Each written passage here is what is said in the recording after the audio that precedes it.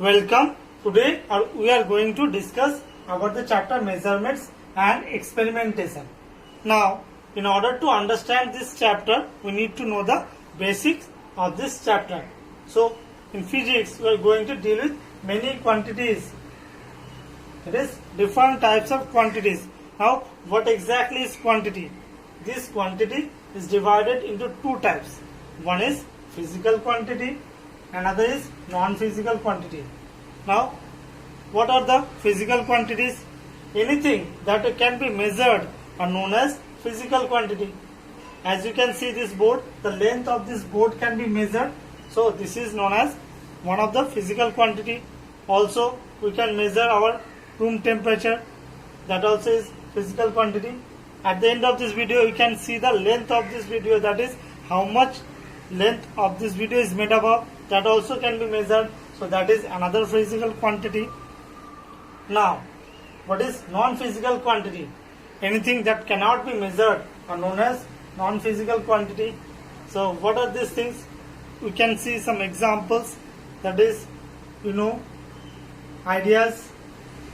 Now you can say that ideas can be measured. No, not possible. Similarly, our thoughts. This also not possible to measure. Emotions. So all these are examples of non-physical quantity. Now in physics, those things cannot be measured. We do not deal with that thing. So what you will learn in physics? All the physical quantity. So let us move forward now. Measurement. As I have told you, we are going to know what is measurement. Now suppose if I am given a line, this line AP, and I am told to measure its value. So what I need to do? I need to take a scale so that I can measure it. So let me measure this line. As I can see, it is exactly 20 centimeter. So how will I write it? 20 centimeter. So this is called the representation of this quantity. It was unknown to me. Now I know its value 20 centimeter. So the representation, how to represent this physical quantity that can be measured as I have measured it. Its numerical value into unit. So numerical value is 20 here, and unit, the unit that I have taken with this scale is centimeter. So this becomes the physical quantity representation. You can see the formula here. Physical quantity equals to numerical value into unit. Now what exactly is unit? We'll study it little bit later. Now after measurement, similarly we can measure different types of quantities. Here we have measured what? Length. There can be another type of quantity. Mass can be there, temperature can be there. For that we have to take other type of standard quantity, known standard quantity, to know its value. Here it is length. So using a scale we have got the unit or the measurement. Similarly, you can use scale or any other similar type of quantity to measure any length. So now we can summarize this measurement. What is measurement? That is, if any unknown quantity compared with the known standard quantity. Here this line is compared with the known standard quantity, that is, I have taken the scale which is already fabricated with measurements, and that will give us the measurement value. And now one thing you have to keep in mind, that this unknown quantity and this known quantity would be of the same nature. As in the case here, length, we have taken a length value to measure it. So same nature it should be. Now we have told that unit into numerical value is giving us the physical quantity representation. Now let us understand what exactly is this unit. So what is the unit? We have taken here centimeter. So let us see the definition first. Quantity of constant magnitude. What does the constant magnitude means? Fixed value. Constant means fixed, magnitude means value. So constant magnitude here means you have to take fixed value used to measure the unknown quantity of same nature. Just now we have discussed the same nature, that is here you have measured length. So what you have taken as the same nature, that is scale, which is already fabricated with the measurement to get the measurement of this unknown value. So earlier what was taken to measure body parts. Now you think this body part will vary of different person to person, so you cannot take it as the unit. So what exactly unit becomes? It is used to measure. Yes, unit is used to measure, but what is it should be of fixed value and same nature. Fixed value, and what is the another criteria? It should be of same nature. Yes, why same nature? Already discussed how to measure this unknown quantity. Here you have taken same nature so that you are able to measure the unknown value of this line. So if we summarize the definition of unit, what is it? Is quantity of constant magnitude, that is fixed value, used to measure the unknown quantity of same nature. As simple as it can be. Unknown quantity should be measured with a known quantity which should be of same nature, and it should be a fixed value. And that is how we got to representation. How to represent, we have already discussed here in the unknown value of this length.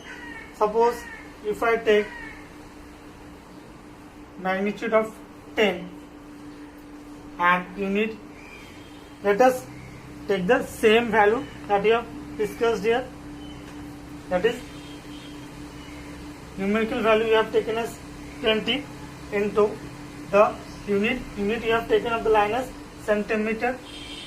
So 20 into its unit centimeter of the same nature, that gives us the physical quantity, that is the length value.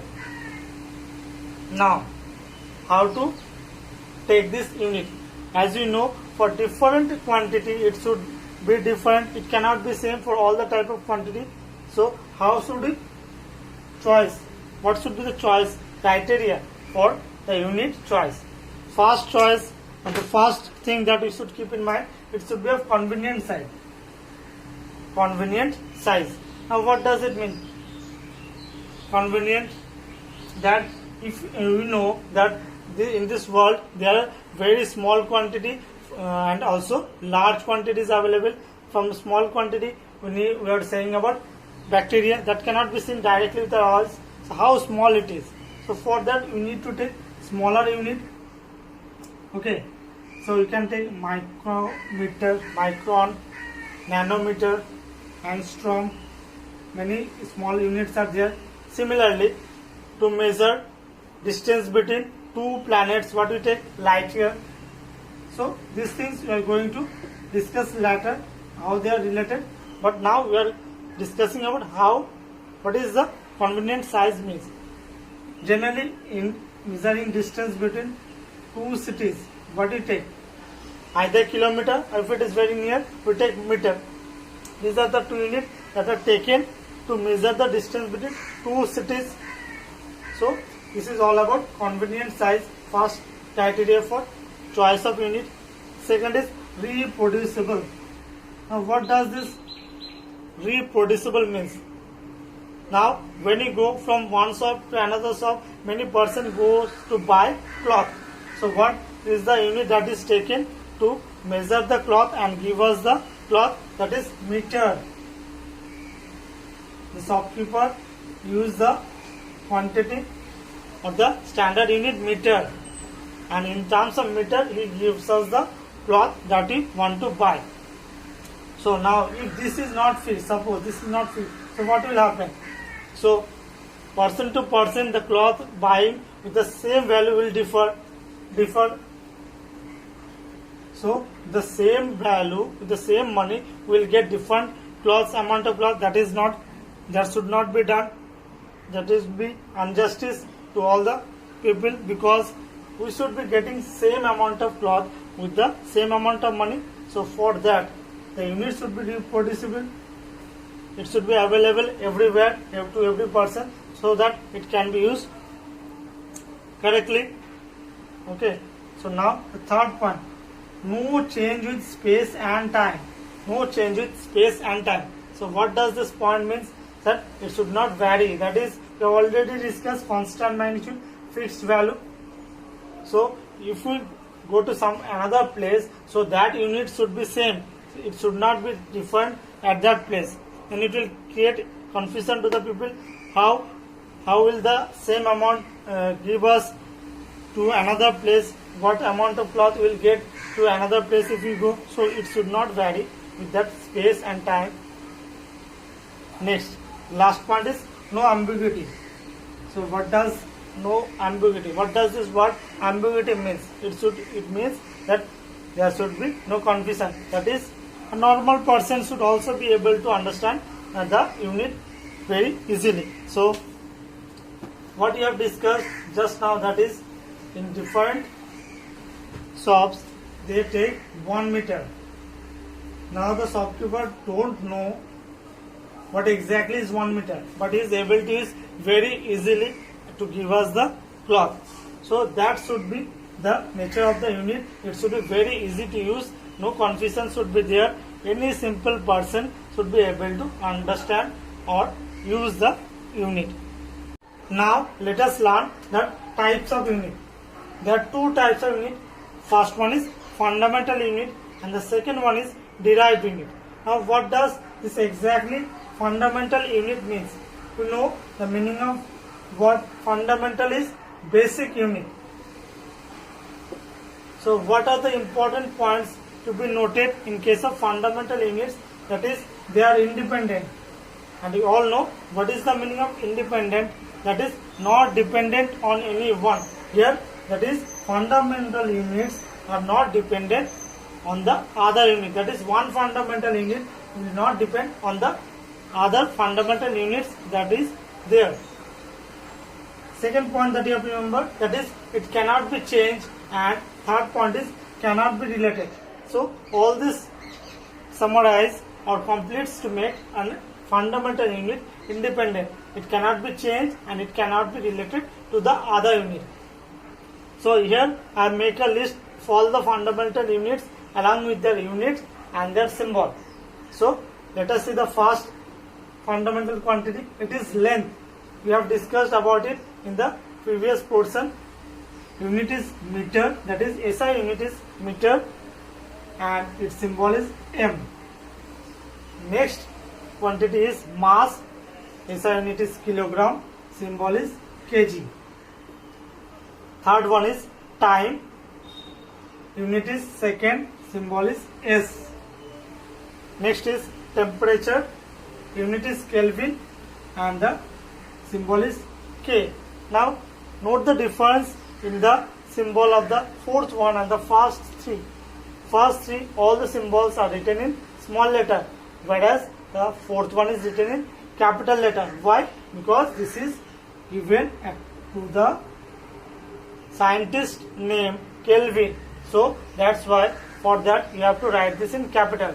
So whenever you are getting symbol in capital letter, any fundamental unit or any other, that you can say it is given on the basis of that scientist name. And the fifth one is luminous intensity. So what is this luminous intensity? Used to measure the intensity of light. Its unit is candela. Symbol is CD. Here it is small, so this is not given on the basis of scientist name. Electric current, ampere, A. Again note, this is capital A. So again this is given on the name of scientist ampere. Seventh fundamental quantity is amount of substance. Unit is mole and symbol is MOL. Along with the 7 fundamental units, there are 2 complementary units. So total altogether 9 fundamental units are there. The 2 complementary units are angle, symbol is RD and the unit is radian. So it is measured in terms of radian. whereas another complementary unit is solid angle, unit is steradian, and symbol is ST-RD, ST-RD. So you have to remember all these fundamental unit because these are all useful and it is very important while using numericals or writing the physical quantity. All these are fundamental quantity or fundamental unit. Next is derived unit, that is the second type of unit is derived unit.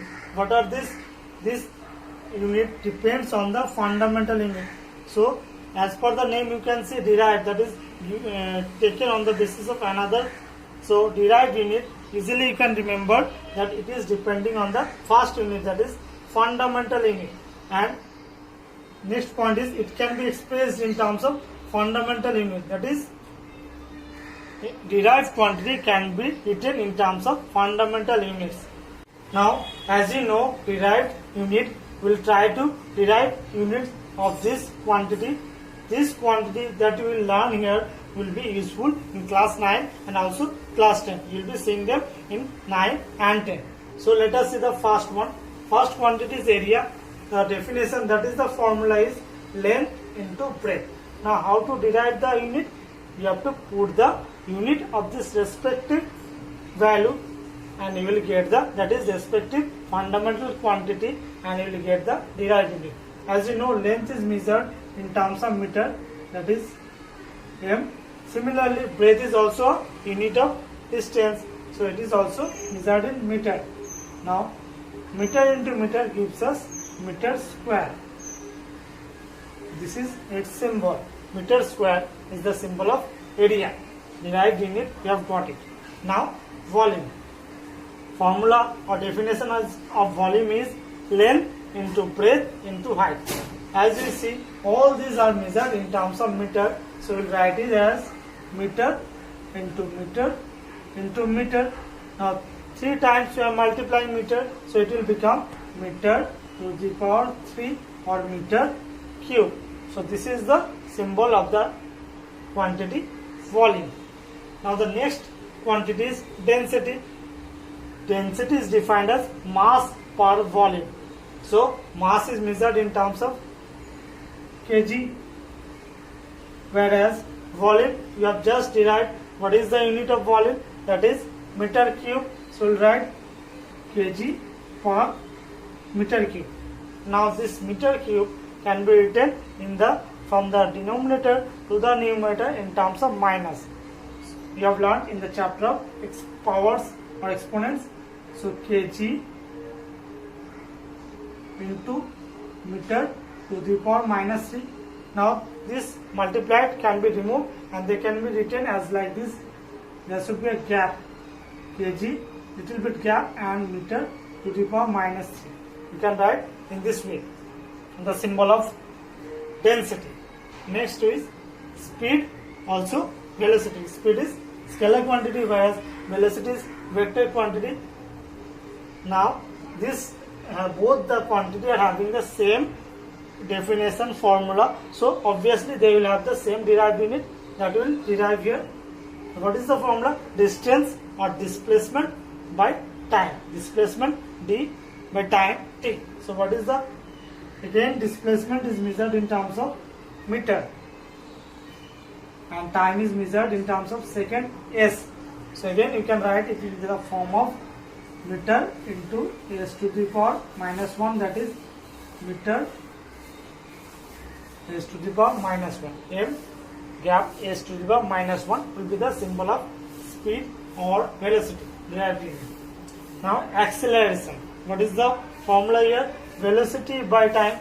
Velocity just now we have derived. What is the symbol or derived unit? Meter per second or s to the power minus 1, again divided by second. Now it is coming again, that is 2 times. So automatically you can write now directly meter s to the power minus 2. Now we will go to the next, that is sixth one, fourth, mass into acceleration. We know mass is kg and acceleration we have just derived, that is meter per second square, that is kg into meter into s to the power minus 2 if you are writing in the form of multiplication. So at last we will get as kg, it will gap m meter, it will gap s to the power minus 2. So it is coming as kg m s to the power minus 2. This is our force. Seventh one is work or energy. As energy is expressed in terms of work only, so both are having the same definition, or you can say formula. So we will be getting the same derived unit. So force into distance. Force just now derived kg into meter into per second square, or s to the power minus 2 into distance of displacement, that is meter. Now see here, meter is 2 times, so it will become square. So you can write it directly like this: kg, it will gap meter square, it will gap s to the power minus 2. So this is the derived unit of the work or energy. Welcome. Now we are going to learn the topic, the language of chemistry. So what is the main thing in this topic? The first definition that we are going to learn is element. What is element? The definition is written here. It is a pure substance made up of only one kind of atom. Only one kind of atom is present in element. The main point is that it cannot be subdivided into 2 or more simpler substances. That is, an element cannot be divided into more simpler substances. Now we know the basic characteristic of an element is to undergo a reaction. Yes, so any element has the property to take part in a chemical reaction. That is, it goes undergo chemical reaction. Now I will show you one example that is very much common in our daily life. We see almost every day, that is burning of coal. I think all of you have seen this burning of coal in some point of your life. So what is this chemical reaction all about? This first element that we are seeing here is carbon. Carbon reacts with another element, that is oxygen, to give us a compound, that is carbon dioxide. Now carbon is present in the form of coal. The coal is a form of carbon. So that is, we are burning the coal, and in the air we can take the oxygen. That is, the oxygen is present in the air, which is helping the coal to burn. We know carbon is a combustible element. That is, it shows the property of burning. It can burn. And we know oxygen is a supporter of combustion.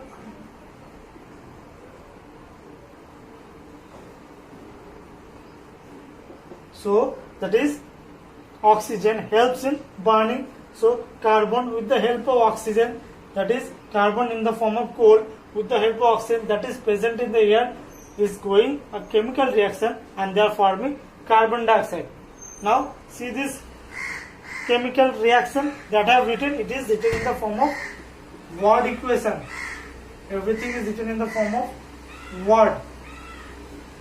Now as you know, in daily life, all human beings that we are very much lazy. We want everything to be written in the form of short form.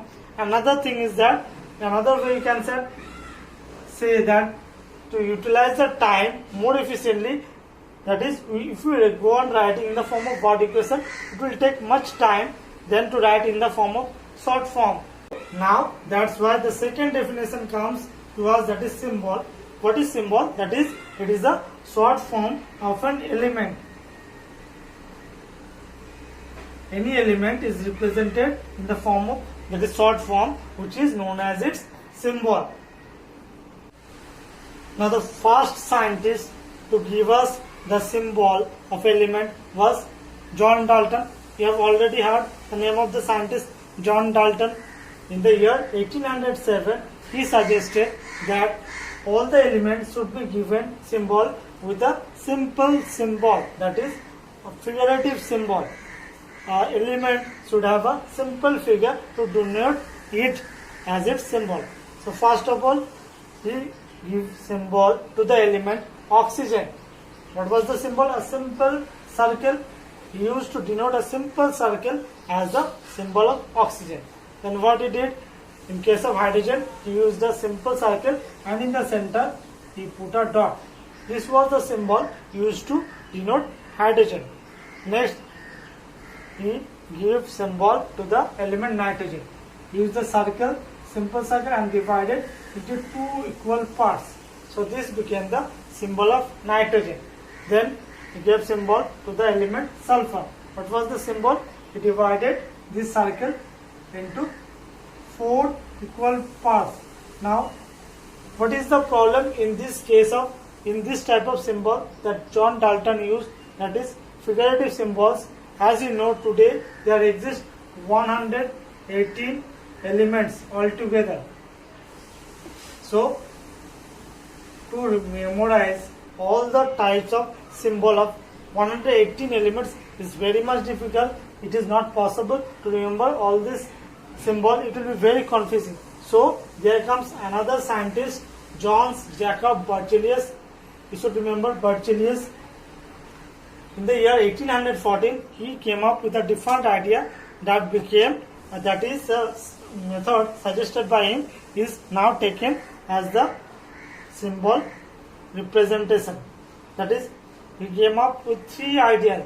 First of all, he said we will take the first letter of the element. That is, how to give symbol to a certain element. That is, first of all, you take the spelling of that element, or you spell out the symbol element, that is carbon. So what is the spelling here? C-A-R-B-O-N. So carbon, the first letter, that is C, will be taken as the symbol, and it will be taken in the form of capital letter. So carbon, first letter C, we have taken the symbol as capital C. Again, another example, we have taken sulfur. The first letter is S. Symbol become capital S. Now, for this problem arises that we could have more than one element with the letter C beginning. Similarly, S also elements having their spelling beginning with C. It can be more than one. Yes, obviously it is there. As you can see in the case of cobalt and silicon. This cobalt is beginning with C and silicon is beginning with S. So what to do in this case?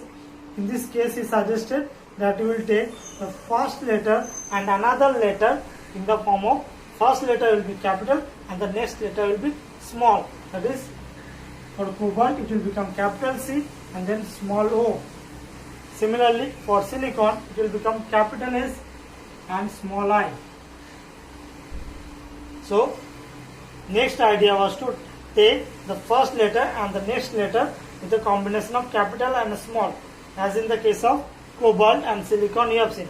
Then also there is a problem that in this case also many elements are there that will have common of the first and the second element, second letter also. So as you can see, then he suggested, what he suggested?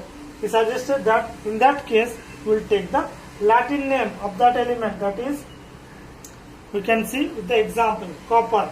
See the copper, it is also beginning with CO. So we have taken, that is, he suggested to take the Latin name. Latin name of copper is cuprum.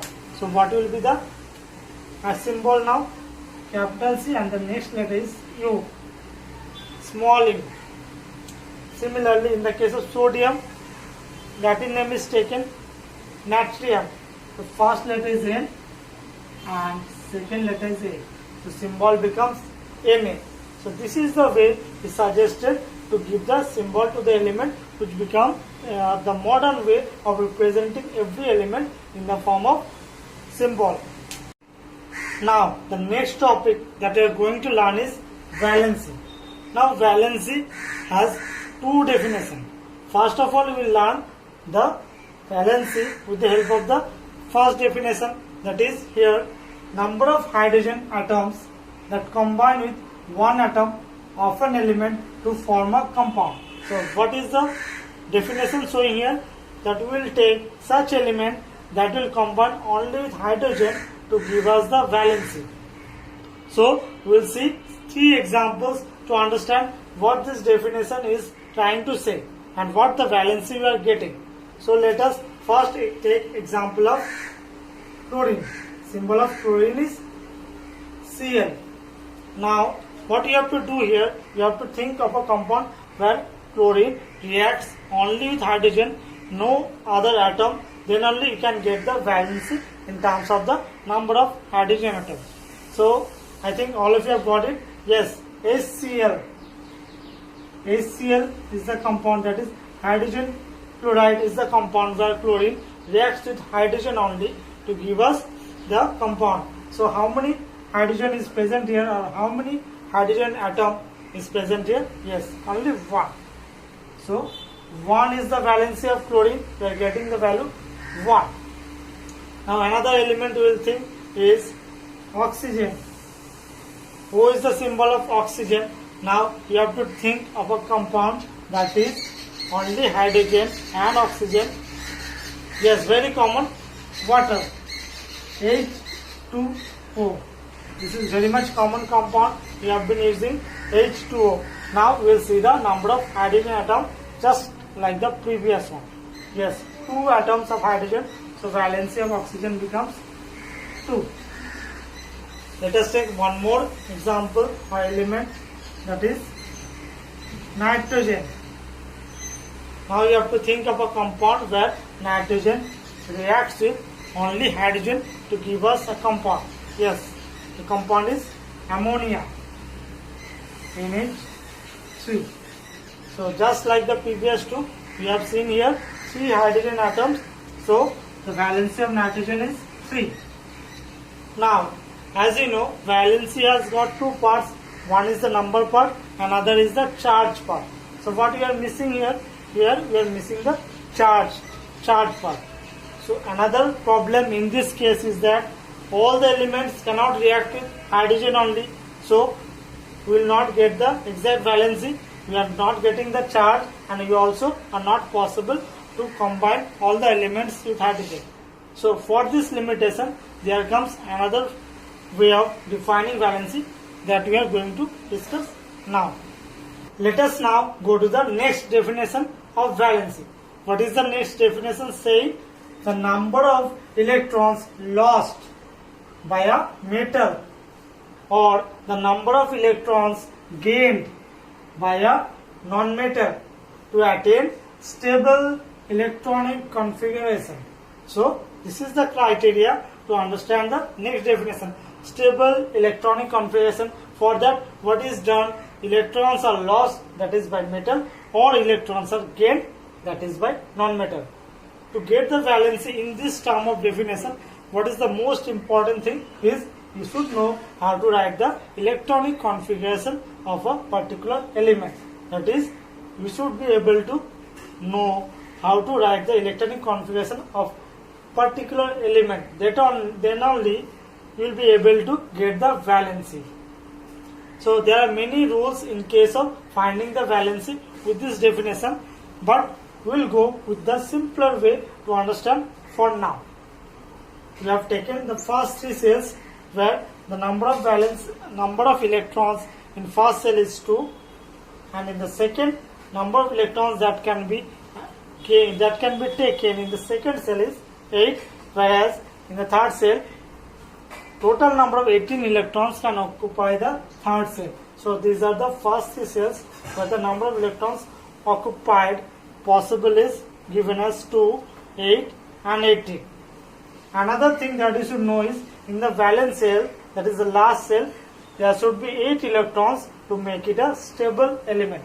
If it is less than 8, then it becomes an unstable element, electron. So what you have done here you have taken 3 and 3, 6 elements to understand the electronic configuration based valency. So sodium has contained 11 electrons. So what will be the electronic configuration here? 2.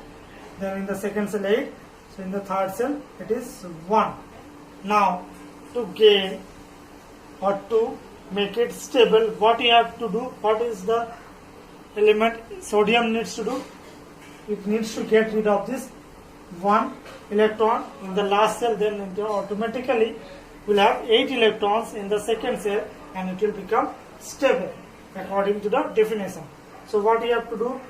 Lost means it has to be done by symbol subtraction. 1 electron, that is 1e. So then it will become of electronic configuration 2, 8, which will be stable, and then the valency you can write here.